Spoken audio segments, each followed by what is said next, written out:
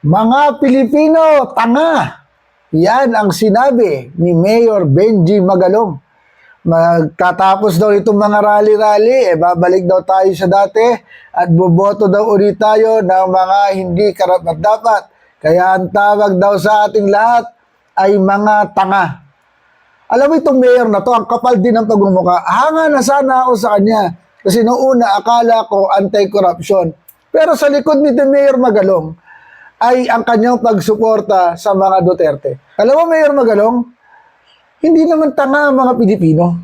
Hindi lang sila nabibigyan ng tamang pagkakataon na pumili ng tama sapagkat ito mismong COMELEC at ang ating batas ay pabor sa mga mayayamang kandidato. Sapagkat kung may pagpipilian lamang ang mga Pilipino at hindi maisasama ang mga budol na kandidato kagaya ni Sara Duterte, ni Bongbong Marcos, ni Robin Padilla, ni Marcoleta, ni Chis Escudero, ni Cayetano 10K, ni Botomesa Estrada, makakapili ng maayos ang mga Pilipino.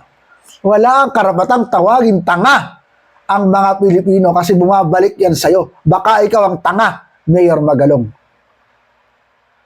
Padayon.